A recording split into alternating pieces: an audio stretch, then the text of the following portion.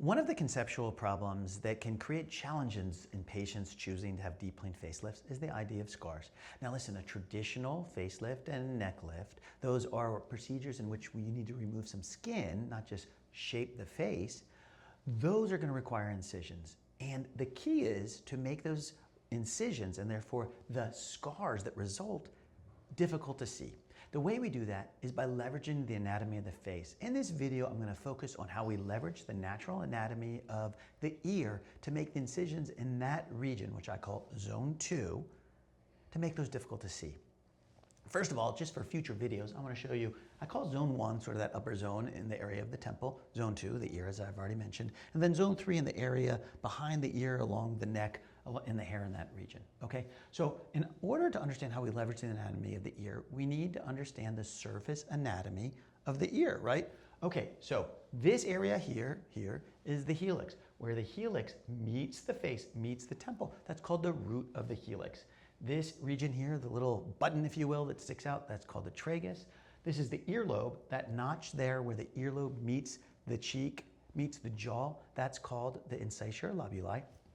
And then the crease behind the ear, number 6, that is called the postauricular sulcus. Now, let's go through how we use each area to make scars difficult to see. So first of all, the eye sees a continuous, curvilinear line as a continuation of a structure, okay? So if we make this incision right here at the root of the helix, roughly the width and the curve of the helix, our eye sees it as a continuation of the helix and therefore doesn't think of it as a scar. In addition, there's a hollow valley there with a little bit of a shadow, and there's a change in the color of these structures from here to here.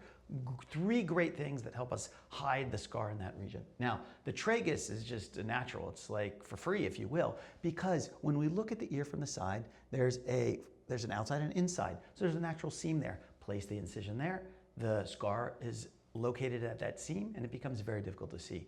Now, we often try to make the incision around the earlobe such that it preserves the entirety of the earlobe. In fact, we want to even preserve about 1 millimeter, as a tiny amount, 1 millimeter or 2 of skin in the cheek and behind in the neck region, if you will, in order to preserve that crease. Okay, that's important.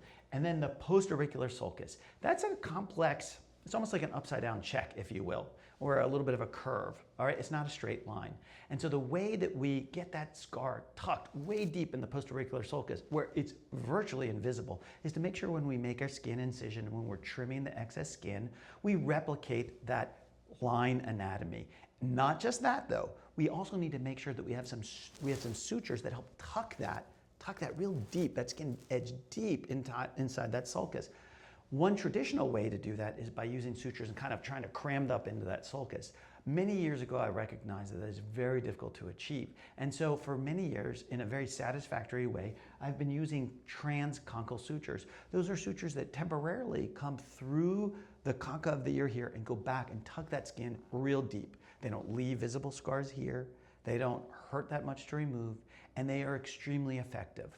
All right, so those are the techniques that we use to solve the problem of people's concerns about visible scars in the area of the ear. If you look close, they're still there, but at a conversational distance, when they're done in a way that leverages the natural external anatomy of the ear, they can be very difficult to see.